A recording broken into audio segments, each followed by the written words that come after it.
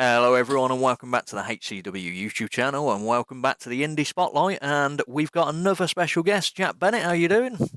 Yeah, I'm good, man. Thanks. Yeah, just getting ready for sort things out abroad. So, we're ready to crack on. Yeah, you were having a stressful time prior to this one. Yeah, you were telling me. Yeah, sorting through NHS numbers and national insurance and declaring where I'm going to be in the next 6 months is always fun on the phone in another language. So, yeah. So for people that haven't watched this series, it's pretty much a rip-off of This Is Your Life. So we go from where you got into wrestling all the way to where you're going next, which we're all excited to hear. So the general first question we ask is, what got you into wrestling? So, my dad's always been like a massive fan of wrestling since I was a kid. And my mum was always like, oh, no, we don't want him watching this and watching. So, we're on holiday once, and I remember seeing it as a kid, but I never really like hopped it on it then. But then we were on holiday, and I think we were in Tunisia or somewhere, and there was just nothing on telly, and we're flicking through the TV. And Dad found SmackDown, and we're like, okay. And I think it was like Rey Mysterio and Kane or something. I was like, yeah, this is cool. So I made my dad and me stay there for a bit, and we watched that, and then kind of spiraled out of control from there. Because then I liked all the stuff with like the chairs and the tables, and I liked like New Japan. Like my dad's like a massive mark for like Japanese wrestling. Like he loves like Four Pillars. He loves massive fan of New Japan. Like he absolutely adores Minoru Suzuki. So that was really cool.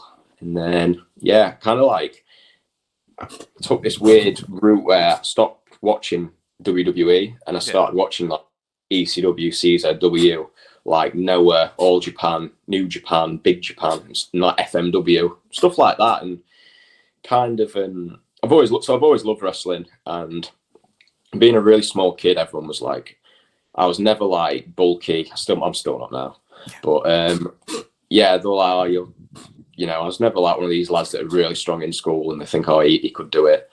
I had this really shit relationship where I couldn't even watch wrestling, so that was foul. And then, about 2 years ago, I thought, you know what, I'll get myself in shape and I'll have a stab at it. At least I can say I've tried it then. So I went down to Fight Factory in Lincoln and Dutch and Becker and the other guys, and here I am today. Yeah, like the next question was going to follow up is because it's insane the amount of stuff you've done, and you just said I only started 2 years ago. So you started training at Fight Factory. Who's the trainer there? Dutch Luver, Dutch Hayden Luver. Yeah, he's sound. Like, not just from like a training perspective, but as a human being, like the whole staff there, like whether it's a problem you've got in training or your home life, like probably the most on board set of people you could probably hope to wish and to meet. So I and that said, I wouldn't be. I've said this on a few things. Like I wouldn't be where I am today if it wasn't for them. So I'm very, very thankful. That's always good. And your first training session, what was that like? So I didn't know what to expect really. So I went in there with no knee pads, and I don't know if you know Reese and Rogan tag team. I've heard the names recently. Okay, so going through a few things with me was Reese, and he. Sorry, no, it was Rogan actually. He eats like a champ. Like he loves Stan Hansen, so I was like, ah, shit, I'm going to get the shit put in. So yeah, I remember doing this bulldog on him, and I just remember the next day my knees were like black and blue. And they're like, "Oh, you all right?" I'm like, "Yeah, I'm fine." Like, "You coming back?" I was like, "Yeah, of course I will." So it was kind of like being chucked in at the deep end, but it was cool. Like I just got a vibe for it straight away. Yeah, it's kind of a mental thing with bumping and stuff like that. It's like the more you do it, your body just gets used to Yeah, taking a bump. like RSI, isn't it? Yeah. And Yeah. then, how long was it until you had like your debut match then? I think I started training like back end of July / August, and then I had like I did a little rumble thing in like October, and then I think November was the next one. I had a hardcore match against Dutch. Okay. So it was like trial by fire, really, like getting getting chucked onto the cold hard floor and drawing pins and chairs and cricket bats and stuff like that. So yeah, it's kind of like sink or swim. But I think I think it came over okay, and I look back at it now, I'm like, oh my god, but everyone's got to start somewhere. So Yeah, there's not many people that debut because obviously Rumble is normally the debut spot for everyone. yeah, Just everyone, like I debuted in a Rumble. Everyone kind of just debuts in a Rumble. But going into your first singles match, kind of being in a hardcore match, is not the normal norm for anyone. yeah, it's. I mean, I think I think it's very. I think it's very like Marmite hardcore wrestling up to a certain point. I think some people love it and they will watch nothing else. And I think some people they've seen like the really bad stuff, so they tar everybody with the same brush. Mm-hmm. Which, in my opinion, is like just normal wrestling. There's good hardcore, there's bad hardcore, there's good normal wrestling, there's bad normal wrestling, there's good deathmatch and bad deathmatch. So yeah, I think it's. I think a lot of people get put off very easily by it, and obviously like the pain is another thing. But we'll get through Yeah, it.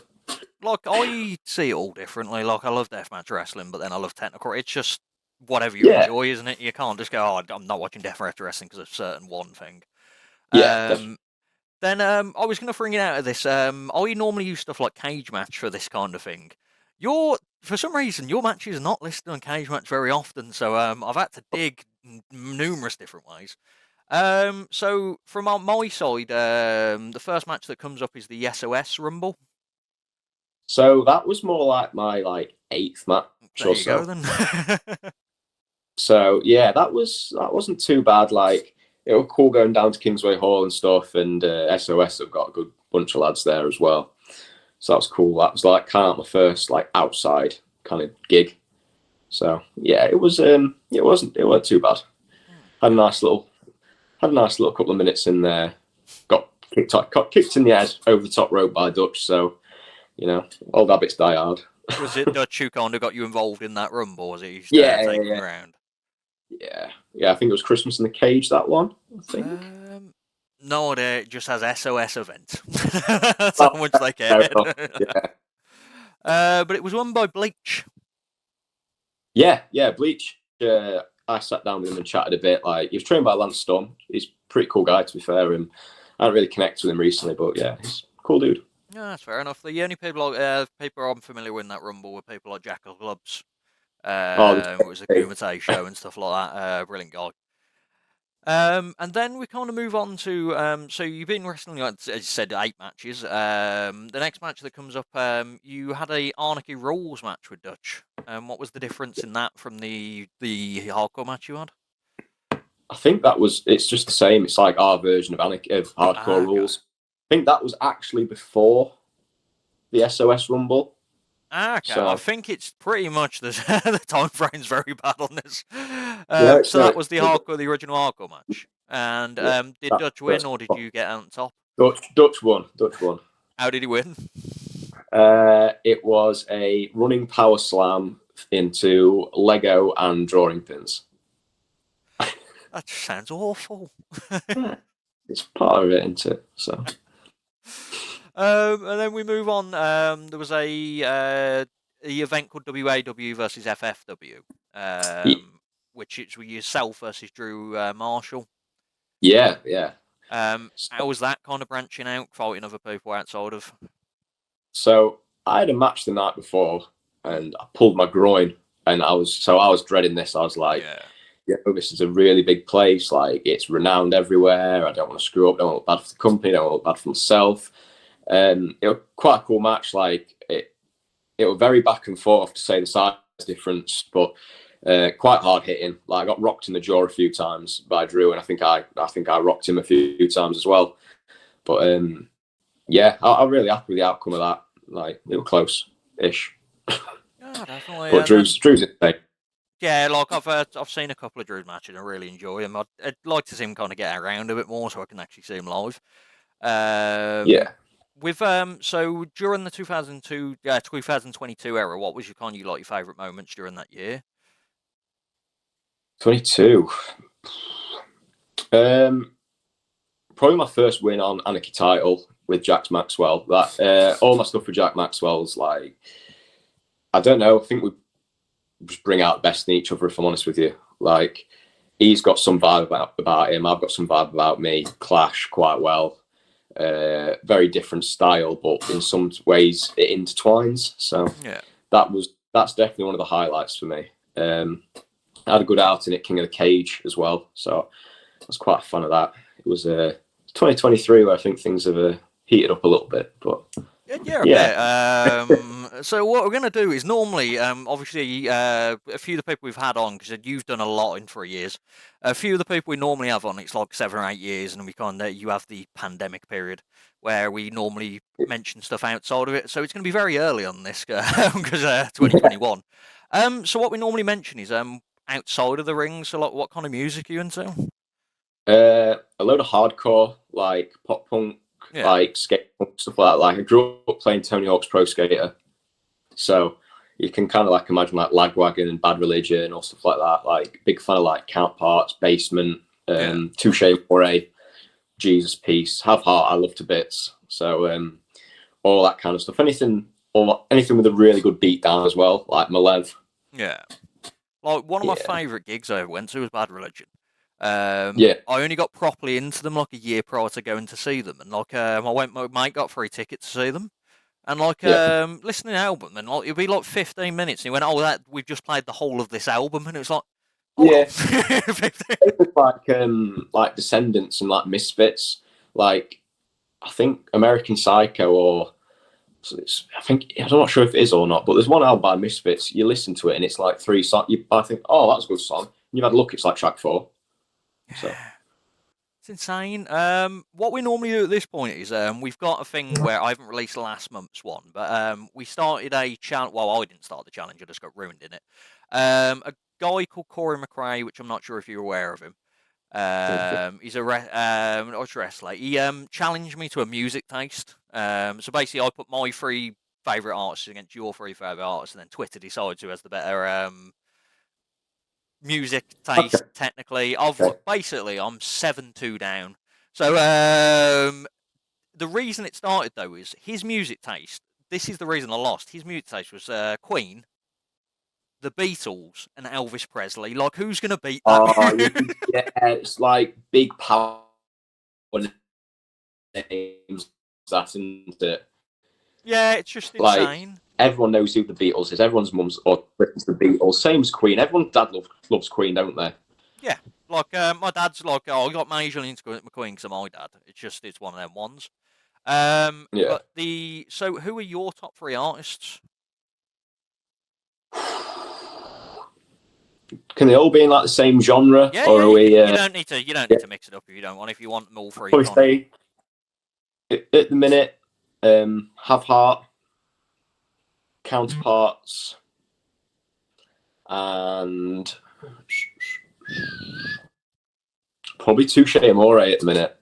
Like, Too oh, shallow. it's either Touche Amore or Dance Gavin Dance. Like, I'm big on both of them at the minute. So it's one of them. We'll go with Dance Gavin Dance. That's a bit different, isn't it? You'd get on really well with my mate. That's literally probably one of his top 3. So going straight there. My top 3, which is where it gets really messed up. It's Oasis. Then it's Disturbed, and then it's Avril Lavigne.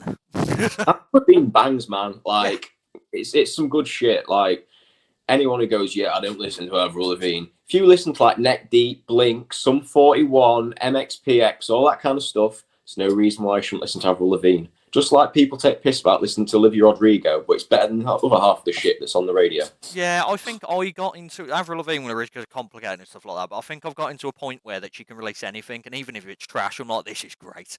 It's just it's one of them ones. Yeah, yeah, I get that. Feel that. So, That's like Blink. have you heard the new album, Blink's new album? I've heard some of it. Like, I like cherry picked it because, yeah, some of it was just a bit like, wow, they're still going on with this crap. So Yeah, probably the first half I enjoyed, and the second half was kind of like, I want this to be over now. It's kind of like it was a bit long. it'd have been better as an EP, like just a few tracks, and then release the other half in like 6 months to a year. Like a lot of people would digest it a lot better as well. Because with the way that Spotify is now, no one's buying albums or vinyl. They're just listening to the top 3 songs on Spotify, or they're clicking on shuffle and probably putting 3 in the like songs, and that's it. And to be fair, this is something we haven't actually acted. You on Spotify? Like, is Spotify the one you use? I have got Spotify, yeah. What was your rap? Lil Peep. I think it was Touche Amore, Hotel Books, and I think Counterparts as well. So to be a bit different, yeah. Yeah. So we'll whack that out, and then I'll be 8-2 down or whatever because I'm never gonna win this thing. All And hardcore boys, like the Edge boys, they should probably yeah, and you have pick hard. bands where they might retweet it. So I need Avril Lavigne once to. I've tagged her in about If 9 that posts part now. want to let me use Pave Paradise as an entrance track, I am more than happy to take that. Then I will make sure that happens. And are you into films that much? I used to be. I struggle now with like the amount of wrestling I watch and with my job and like studying and stuff like that. It's kind of hard, but I do when I sit down to a film, I do make a point of like the phones in the corner, like absorb it and like get into it, like Yeah. immersion kind of thing. Yeah, And what would you say yeah. is your favourite film? On the spot. Polar opposites here. Either probably Hot Tub Time Machine or any of the Hannibal Lecter trilogy. See, I like someone that's kind of that broad. Because when someone will just watch like dramas and like I won't watch a comedy. It's my kind of cinema. Yeah. But yeah, no, that I love like broad movie because I used to work at H&V, so I kind of got Okay. music and things thrown at me continuously. Yeah. You a gamer at all? A little bit, and not as much as I used to be. It's more like when I'm on planes and stuff, I'll take a Switch with me and I'll play like Pokemon for 7 hours, or if I don't fall asleep. And yeah, it's got. I mean, I've just started on PlayStation 4 again, but it's playing all like the Wii games, like I did Naruto about a month. Well, when I had a broken wrist, I was playing a lot more. I had like Monster Hunter and I think it was Naruto Ninja Storm. I did the first one. I did a few of the One Piece games, and I'm on JoJo Bizarre Adventure as Heaven, I think it's called. So that's quite cool. Yeah. Okay, and then finally, before we get back to this killer year, you said you mentioned you were studying. What are you studying at the moment? I currently just try and study Japanese as much as I possibly Makes can. sense. If yeah, I've been learning that about 2.5 years now. So it's like I'm kind of getting to the point where it's pretty good. Like because I want to be able to conversate with people like fluently. Yeah. Like at the minute, I can pretty much get by. I can get by very easily, and I can order. I can speak to people, tell them, and like speak about wrestling in like an easy vicinity. But it's I just kind of want that fluency, like because there's like politeness and there's like normal form and it's like informal. It usually be friends and stuff, and it's like the slang as well. So you can't get that in a textbook. So. Yeah, it's a nice, respectful thing, is in learning someone else's language. So Yeah. just hoping they don't like expecting them to know what you're saying. Yeah. Like I tried to learn Japanese on Duolingo once, and do you know when Oh, you just start writing them, and it's just like some of the figures are insane to write, and I just couldn't. It just wasn't getting in. yeah. There's like a stroke order for kanji, and if you put the dot in the wrong place, like Yeah, so there's like a star for big, which is like dai or oki or o, and but if you put a dash at the top, it means dog. So you you put don't it want to do that. put it Yeah. at the top, bat. So like if you don't know where to put that dash, like it's not a good day. Yeah, and that wasn't happening for me. So we'll move on to obviously back to the wrestling. So it's probably best to bring this in. What got you properly into like your love of deathmatch wrestling? Um, quite a few years ago now. Big ones for me have always been like Terry Funk, like Cactus Jack, early like Danny Havoc as well. Like that was really really big for me. And then I've always liked like Hayabusa. From when I remember my dad showed me some wrestling. I swear it must have been all Japan with Hayabusa stuff. And I just thought, oh yeah. So I watched a load of that. FMW, I really like FMW as well, and Wing. So that started, and obviously I've always had a love for it. So obviously when the time came up for being offered it, I did it. Big ones like Masashi Takeda and Kasai, like big time. like big influence. Like I met Jun Kasai at Hurricane Hall in October, so that was like I was like fangirling so hard. So He's it supposed was to kind be of mental. the exact opposite. Obviously he's a maniac when you actually see him wrestle, but he's supposed to be like really respectful and kind, isn't he? I've heard. He's really chill. He is really Yeah, chill. As long as there's a big thing in Japan about people taking photos of them when they're not like post show. yeah, So normally, if you pay for Freedom's like fan club, you get in to go in before you get photos of all the wrestlers like VIP, and then afterwards as well, you can take a photo of them, not with yourself. And yeah, he's really cool about all that kind of stuff. But yeah, it happens a lot where you're just walking through the street and people start taking photos of you, and that's when people kind of like kick off a little bit. But it's expected. yeah. I'm not like a big fan of like, say, if I randomly see it, I'd rather leave them alone and when they're out and about on their own, because it's their private time. You don't want to get mobbed Yeah, by random people taking pictures of you.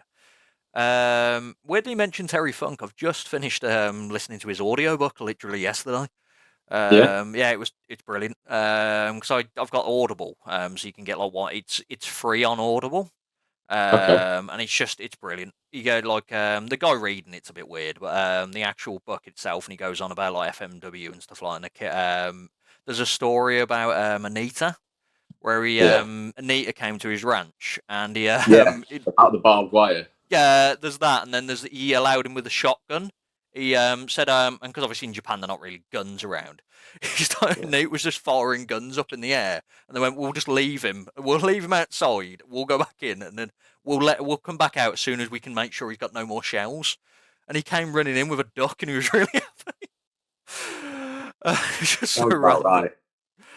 right. So we move on. We've mentioned Japan. How did you kind of get towards going to Japan? I've always wanted to go. I've wanted to go for the past 4 years. So as soon as the borders were open, I got my annual leave in at work. I was like, right, I'm going to go for 2 weeks. I'm just going to do it. Mm. So I had loads of places I wanted to go, like every like wrestling fan's dream, like Korakuen or Shinkiba First Ring, Nippon Budokan, Todokan, Mr. Danger. I've not hit Ribera yet, but that's going to change shortly. But yeah, so there was that, and I've always loved the culture and stuff. I've always been interested in it. It's just obviously these last couple of years I've kind of upped it a notch and kind of just, as I said, gone for complete immersion and just tried to make the best out of it. So Okay. yeah, And then how did because obviously you kind of affiliate with Dai, the Dai promotion. How did you get yeah. involved with them? So I saw Sakuda was running a show, and I'd known about Sakuda for years. I've seen him in BJW, in Shidori Brothers. I've seen him in Freedoms. So I messaged him. I was like, it was on my wrestling account on Twitter. Yeah. I said, look, I'm coming over from England to Japan. Can I reserve tickets for me and my friend? He goes, yeah. He goes, wait, are you a wrestler? I go, yes. He goes, me and you, match. I was like, yes. He's like, deathmatch. I was like, yeah. Go on. So yeah, that kind of stemmed very quickly. So, and I honestly feel that if Sakuda hadn't taken that chance on me, I might be here doing the same stuff now, but I feel like it wouldn't have happened as fast if it wasn't for Sakuda taking that gamble on me. So That's incredible because you were just trying to get tickets to a show. You're a wrestler. Let's wrestle. That's an yeah, I incredible. thought, yeah, I was like, yeah, we're taking these kick pads worldwide now. So Okay. yeah, And that match, how like because I know you have death matches, you have American death matches, British death, but Japanese death matches can go a bit insane. yeah. How was it?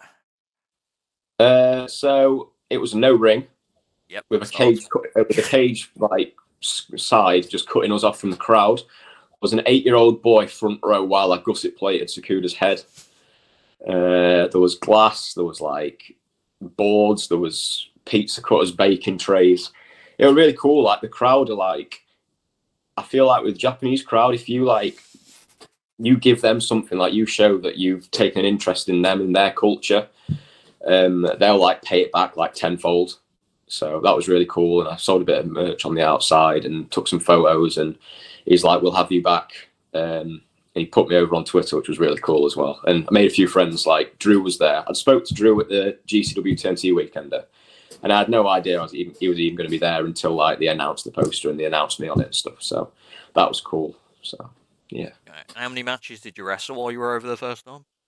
Just that one. Just that one. Like 2 days after that, stupid. I was on my phone going down the stairs and I like doubled over my ankle. So my ankle swelled up into like a big balloon. So that wasn't cool. I had to miss going to go and watch Prominence that night, which was Sakura against Suzuki.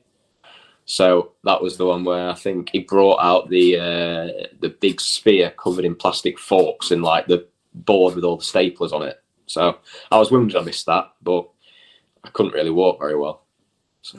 Well, you definitely obviously gave a big impression because you've been back. Yeah. And then that kind of, I don't know if it led into it, but you then you moved over to wrestling for a company which I've got kind of invested into is Kumite. Yeah. How did you first start wrestling for them? So I've been to like every Kumite show just as a fan, like, Yeah. and a few of the guys were like, "Oh, this guy's up for doing deathmatch. Like, if there's a spot, this will be it." And then the common factor every time I put up a Q&A, like, "Who should I fight next? Where wants me?" There were two things that kept coming up. There was Kumite Combat Wrestling, and there was Antonio Gonzalez.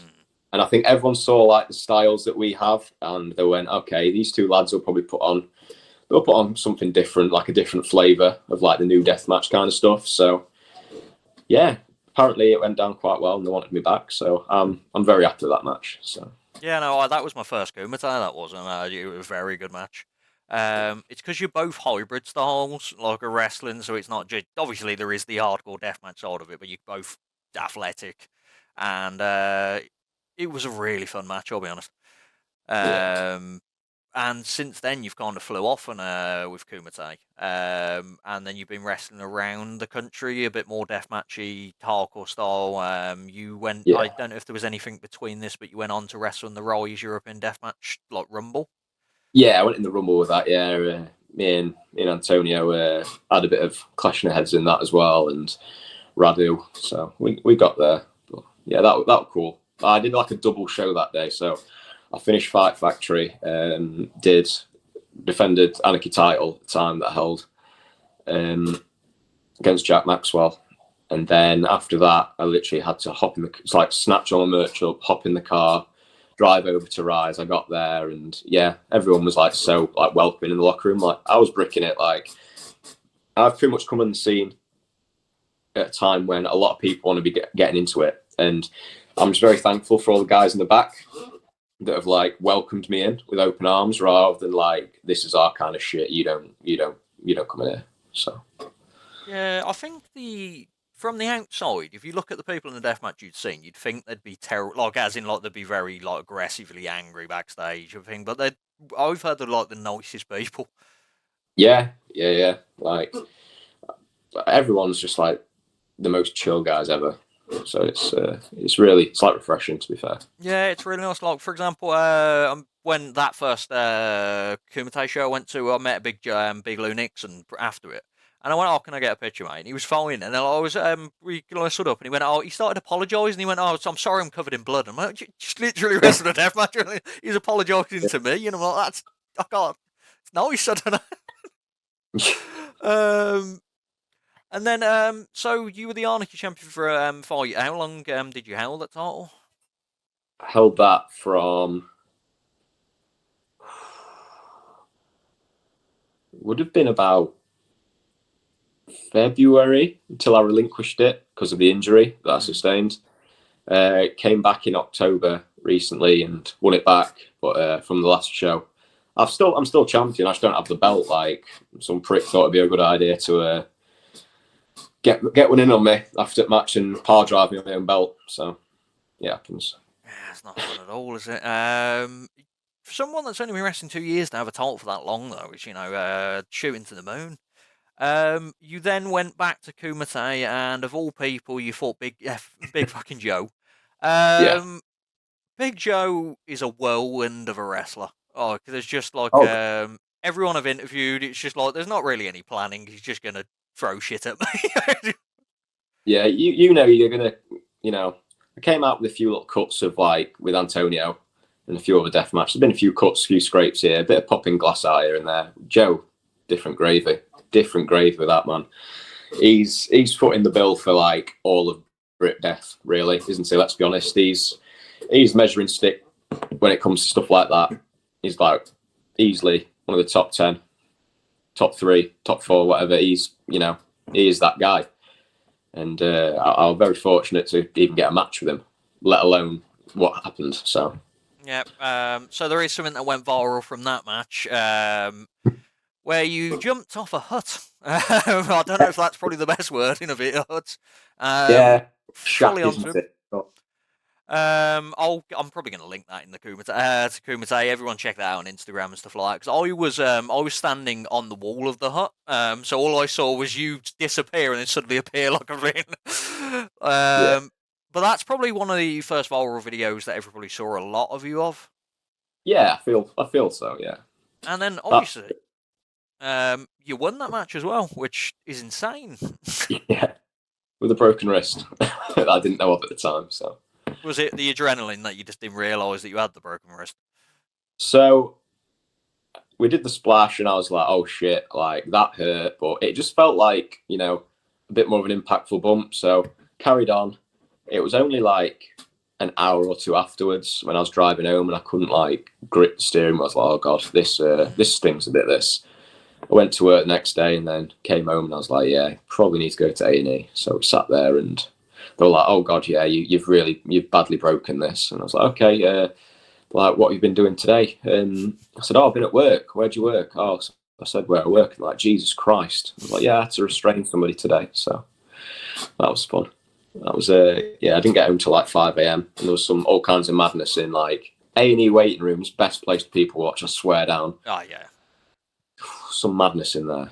yeah. Like I had to go there a few times with my partner when she wasn't well, and it's just like insanity. Like you'll have Yeah. people that look genuinely like, oh, there's something wrong, and then you'll just see someone walk in with like something stuck in their cheek. You know what's happened?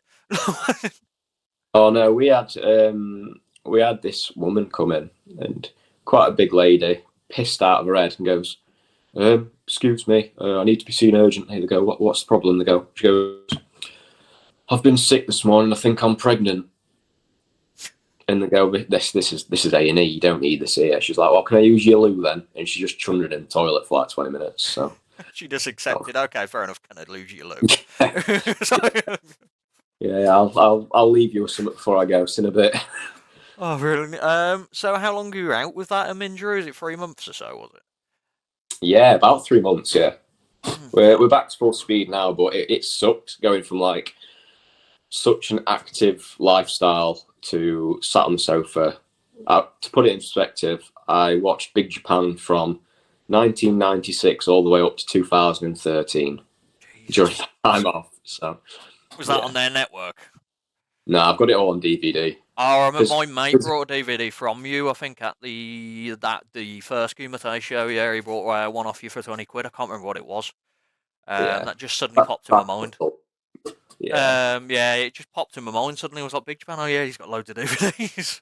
yeah. I've got absolute hundreds. Like everyone knows that if they want some Japanese deathmatch, they normally drop me a message and they get like the shirts and like I've had people ordering games posters and all that kind of stuff. Yeah. And then you went back to Japan. So obviously you did well with Shakura. The match I've got here is yourself versus Orca Uto. Yeah, Uto-san. Yeah. We had like a barbed wire board and dangerous weapons death match. So that was that was something, to be fair. He pulls out a hand drill midway through the match. And I looked at it, I was like, oh shit, this is gonna work. So yeah, and we used the boxes as well that I always use. Sadly, it didn't break when I frog splashed him. So I had like mad nerves going up there doing that again because I was like, I broke my this. That was my first match back from injury as well. So I Yeah. was I went in a good way, but the box didn't break. So I was like, my ribs were like shattered the next day. I was like, oh shit. So I was cut up from the wire and the drill. So It's yeah, really cool mental. guy. He does like pro wrestling on a truck. on the back of a truck. Like the good So old, was it Dusty Road? Not Dusty, Gold Dust versus Finger on the big truck ram. kind of. It's not that big though, so it's not. It's just like a normal like scrap lorry. Okay. So he'll bring a ladder with him, and people jump off the ladder onto the back of this truck, and it's got like ropes and stuff. It's dead cool. Like No, it he's the does sound good. he's the nicest guy you'll ever hope to meet. Uto is Okay. like his English is really good as well, so that always helps. And they took me for sashimi on that one my last nights, so that's cool. Cool. And as you mentioned, obviously, you don't take it half-arsed. You hurt your wrist, and the first match you have back is a deadly weapons match. Um, Yeah, I love the Japanese titles and matches as well because they're just like it. There's say what it is, deadly weapons. yeah. We had. I think I know that we had to go quite hard in that because the main event was I think it was Sawboard Deathmatch. I think it was called, but it was Takayuki Ueki versus Toshiyuki Sakuda. So I was like, these guys are going to go big, and we were like first half main. So I was like, there's not another death match until the end, so we need to go like super super hard on this. So yeah, it was really cool. Like the venue's really cool. You wouldn't think it if you look at the venue because it's the same one that Neil Diamond cut with them. Yeah. That's like 5 floors up in like a sports centre. It looks like an old bingo hall or like a village hall or something. It's crazy. But like all the arenas there, like a lot of people don't know, Korakuen Hall's like 5th floor in the middle of Tokyo, opposite the Tokyo Dome, which is yeah, it's pretty mental. Because on like the 4th of January, when they also do New Japan in the Tokyo Dome, Yeah. you can normally watch Tokyo Joshi Pro in Korakuen Hall and then go and get some food. Like Taco Bell's around the corner, there's Yoshinoya, Koko Ichibanya, stuff like that. So you can basically go and watch a wrestling show, go and get some food, and then go and hit New Japan. So everything's so close. Yeah, it sounds like a dream, like a promotion like Oh, Tokyo Japan just then suddenly coming back and here's New Japan. You don't get that yeah. over here.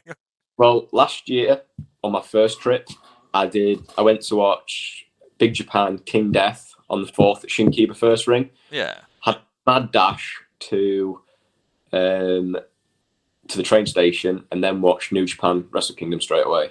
So that was insane. That day was. That just sounds fantastic.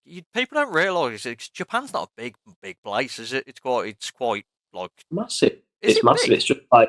It's just so accessible. Like the trains are like, oh crap, I've missed this train by 3 minutes. Okay, there'll be another one in a minute. So I don't know if I'm just thinking on a map because Northern it's Rail is very absolutely long, isn't chocker. it? It's long Japan. It's not wide.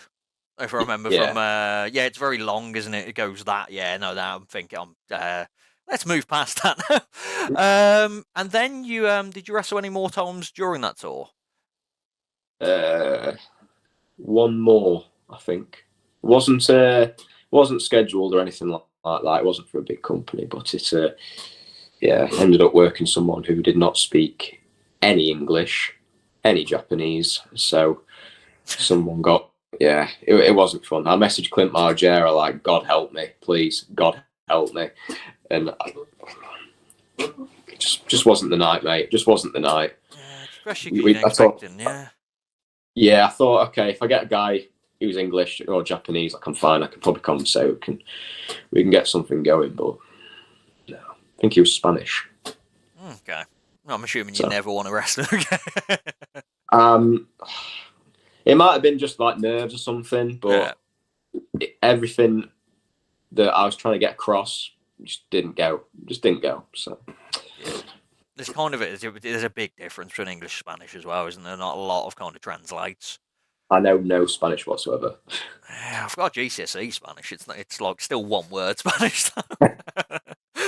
And But then French in it. yeah, and then you've come back and you've wrestled for a new promotion, which hopefully there's going to be. I've not been able to see this, but I believe it's supposed to be going on IWTV soon. The guy that's running Bleeding Gums, because the card's insane. And you wrestled in a fatal 4-way. Death on a Box 4-way death match with an insane name. Obviously, Yeah. Antonio Gonzalez had to be in that match because the rivalry you've got with him. You got B.A. Rose, and then you got the absolute insanity of Tomby. Oh God, yeah. That were like, you know those like 6-man scrambles and you just don't know where to look. I feel like we were like the deathmatch equivalent of that night. Like nobody knew where to look. There's glass flying everywhere. There's one of us jumping off stuff, or there's somebody's on the floor bleeding. It was such a cool day. I finished a night shift, so I didn't actually go to bed until, because luckily I didn't have to drive it. Like my friend who does all the drone work for Kuma, he drove me, luckily. So big shout out to Liam. Real heroes don't wear capes. Yeah, so that was cool. He drove me up there straight after a 10-hour night shift. So I was shattered, but I wasn't too bad. Like I enjoyed it. Like I think there's a few clips of that everyone enjoyed. That it's probably going to make its way into a few highlight videos somewhere down the line. So I'm just excited for whatever Bleeding Gums got in store next, because from the back of that show, it was absolute madness. Like you've got a who's who of deathmatch wrestling in the UK there, and an import that's worth every penny in Neil. So we've just got to see what happens with the next one. Yeah, Neil Diamond Cutter as well, the way. It feels like he grew a massive beard in like about 3 weeks when we seen him prior to that. He's just suddenly, I saw a picture of him, he's just got a huge beard. Magic. Yeah, absolute magic. But yeah, like as you said, it was a huge zoo of people. You've got Neil Diamond, like the main event, just for people, go check out on IWTV when it does come out. I assume it's coming out on IWTV. I might be plugging something that's not happening. I believe it is. Yeah, I heard it was coming. But yeah, the main event for was Neil Diamond Cutter, the champion, versus Big Fucking Joe versus Danny Darko versus Michael Caden. You know, and then Iceman versus Clint Margera, Alton Thorne versus Jack Arrow. It's just an insane card.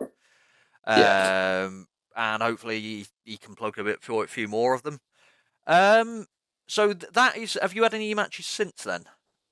I had a softcore match for Fight Factory a couple of weeks ago now. So they basically said, we know you're good using weapons and stuff, but we want you to use weapons that aren't gonna hurt people. So we did like a big spider's web of balloons and Christmas balls and Nerf guns and all shithousery like that. So that was cool. Like Ryan Uxley, that's his first time like stepping in that kind of environment, if that makes sense. So yeah. I think he enjoyed it, and I think the fans enjoyed it too. It's just a shame that afterwards I said I got dropped on my neck. So. And then we're up to date now. But prior to this, you were mentioning prior to this call, you are going back to Japan. Where are you going to be at? So 2nd of January, I've just found out that I will be in Korakuen Hall for Big Japan Pro Wrestling. So that and a few other dates should be getting confirmed very shortly. So I'm over the moon, like watching that from when I was younger to living it out as a dream now. Like a lot of people said that's where you need to be. Like if anyone's suited for the job, it's you. But I'm obviously very grateful for the position I'm in now. So yeah, it's just kind of proving everybody that they were right to take that gamble on me now. Now like the bigger stage has opened up. So yeah, we'll see. We'll see how it goes. I mean, obviously there's people in BJW that I'm like dying to get my hands on, like Miyamoto, Kodaka. Takeda's probably the biggest one. Kodaka and Ishikawa, probably my two biggest goals in Big Japan. Kobayashi as well. He's coming over for Games of Death that Rise. So it could make some magic somewhere down the line. But yeah, that's just crazy. Like as I've said before, I'm very thankful for the position I'm in. Like 2 years, like 26 years old, like this should not be happening to a kid in Retford. It's just complete madness. And sometimes I get like half imposter syndrome from it. And it sometimes takes me a few people to go like, you deserve this, like you're grafting your arse off. But sometimes I feel like I shouldn't be getting like these chances. Like it should be someone who's further down the line, more reps.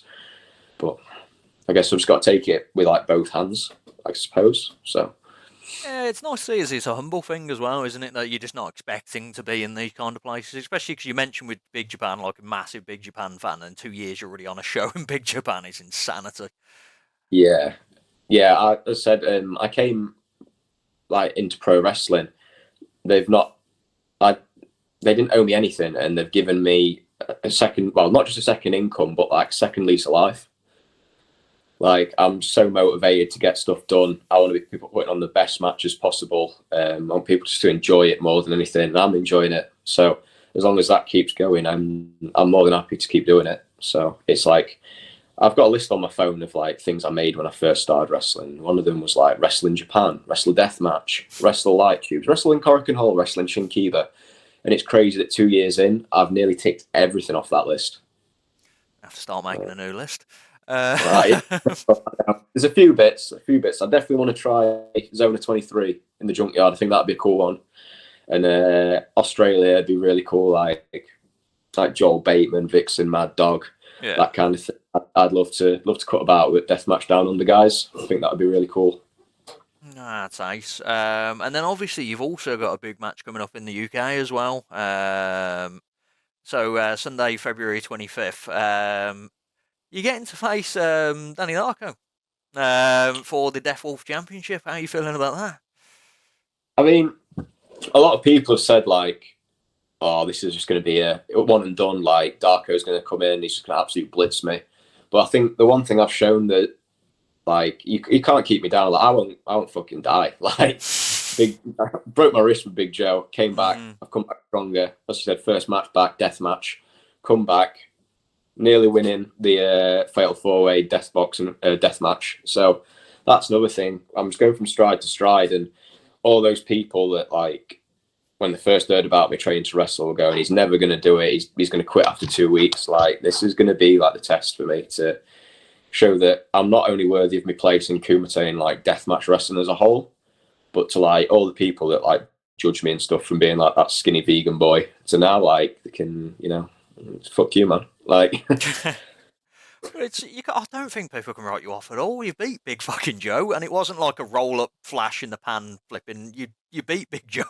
Like, we'll put it back somewhere down the line. I'm sure he's going to want to get that win back. He'll chase that win back. Murder might happen. It's all right. I'll wear a wrist guard next time, so should be I okay. don't know if you may have saw some of the previews I did of that match with Malachi, and I said the graphic looked like you versus Big Joe just looked like a dad that got really annoyed at his son. That's how I just went, you know what? I just want to kill him. That's what he looked like.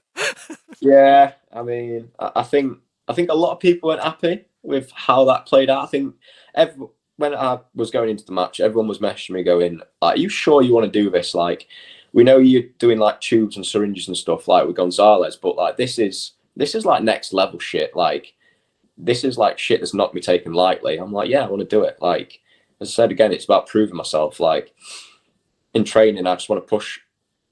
I want to push limits. I want to push boundaries at the same time. I want to show people that wrestling's it's not carbon copy. Everyone's not the same. Everyone's got like individualities that makes them, and that's what I kind of want to get across.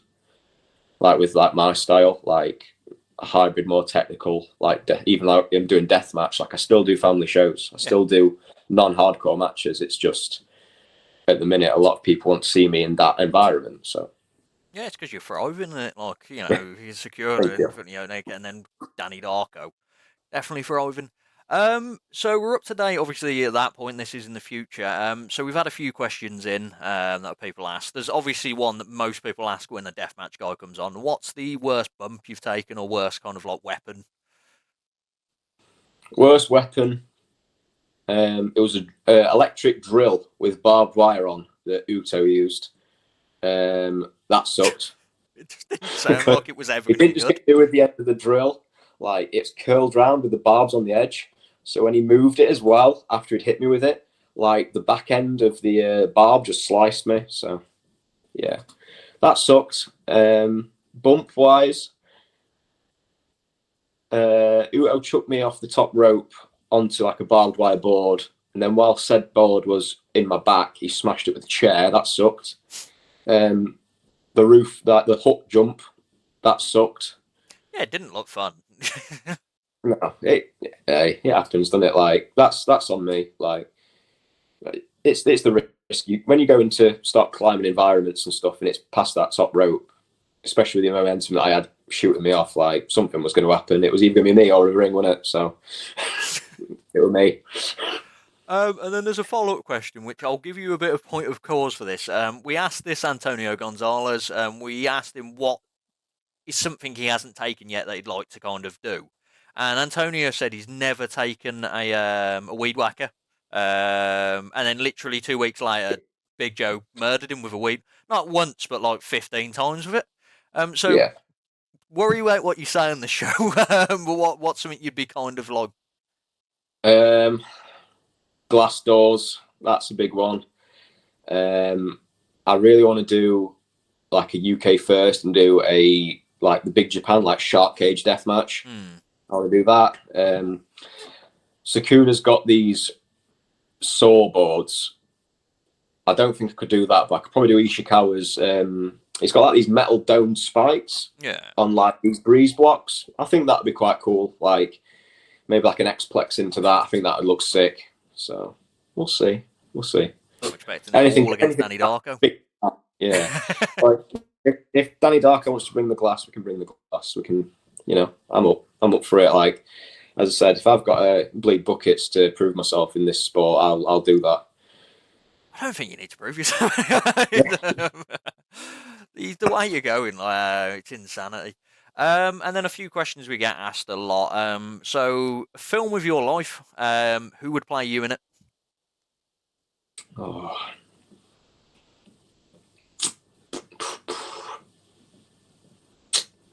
Can it be anyone? Does it have to be an actor? No, yeah, it can be anyone, as long as it makes sense. I feel like my younger alcoholic days, like Tom DeLonge when he was like absolutely smashed up when he was recording "Take Off Your Pants and Jacket." Yeah, I think that'd be pretty good. That's a pretty good indication that like the pre-Edge days were a bit wild. So I think Tom DeLonge would be pretty cool. So okay. And then something we ask on every show to kind of wind it up. What is your dream match? One of someone that's still kind of wrestling now, and then we also ask someone that's kind of either retired or passed away or something like that. Who would you love to wrestle? do you want like singles or like deathmatch? Because like you can do anything you want, mate. Yeah, you could even do two if you wanted to kind of do like a normal singles and a death match. Yeah. Yeah. I'll do that. So number one for me in a singles match would be Jushin Thunder Liger, that's retired. Currently, it's probably a toss up between Zack Sabre Jr. because I think his style's just something else. It's incredible. Yeah, or Katsuhiko Nakajima. So I thought that'd be sick. He was my wrestler of the year because we do it on my channel. He was my wrestler here like 2 years ago because he's just legit. He is like, I know everyone's calling Ren Narita son of strong style, but no one beats Nakajima is like strong style. Like you could put him back in like UWF and he wouldn't stick out. Like he'd be one of the top guys instantly. And he's got the arrogance as well, which I love about him. Just like he'll just lay in a kick and just stare at someone. It's like. And deathmatch wise, current it'd probably be Takeda. Takeda's like top of the list for me. I think as someone who's still got the oomph in him to go, as well as like the technical prowess and also like the innovation with weapons. I think he's like number one. And then who's retired? I'd probably say either Matsunaga or Drew Parker. Drew Parker would have been fantastic. Drew Parker would be insane. Like nicest bloke in the world. So I think we'd do some mad shit. Drew Parker was one of these people that he just exploded into deathmatch wrestling. Cause I remember when he used to come a Kamikaze and he was part of the YOLO squad, which was just like a high flying like nice little group, and then suddenly here's him getting hit by a flipping barbed wire board and bleeding everywhere. So that would have been an incredible match.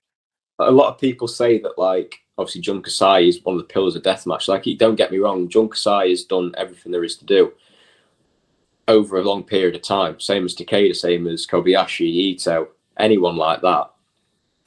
I don't think the thing that people realise is Drew Parker had such a short space of time, but did everything. Yeah, like it's within insane. 2 years, he was Big Japan champ, and he was King of Freedoms. So not many Yeah, people resume have they? not insane. And obviously he was in GCW as well. He won that title as well because how big he was getting in Japan. Yeah, Guy was incredible, and it's sad that he had to retire. it is. I mean, he's happy about it. So like, whatever's best for Drew's best for Drew. Yeah, Like, nicest dude ever. So that's the yeah. best part as well. It said deathmatch people, nicest people in general. Yeah. Well, yeah. We're not all assholes. I've not met one so far. But yeah, that's the end of that. That's the all questions we've got. So we've had your Instagram down below. We'll have like your Twitter and so forth in the bio. You say Yeah. you do a lot of your merch and so forth. You do it yourself, don't you? You haven't got like a big Yeah. cartel, etc. yet. So for like, I've got like print stickers, t-shirts, got like 2 designs running, and tote bags, and also there's like side hustle kind of things. So like, if you want any like Japanese, like whether it be New Japan now or Old Japan deathmatch stuff, I import from Japan on quite a regular basis and do pickups for people. So if you're wanting that New Freedoms hoodie and stuff, you drop me a message and I can get it sorted out. Sometimes the wait's a bit long, but obviously I'm there recently, so you can have it within like 3 or 4 weeks. But yeah, There we go. or Hit the just man up. like my shit's cool. Like that's appreciated as well. That's awesome. So that's it from us. So obviously like and subscribe. Message us who you want to come on next. And thank you for coming on, Jack. No, cheers for having me. Sound. And I do apologise for this should have happened slightly sooner, but I had a leak in my kitchen. Hey, these things happen. No worries, and that's goodbye from me, everyone. Nice one. Cheers. Oh yeah.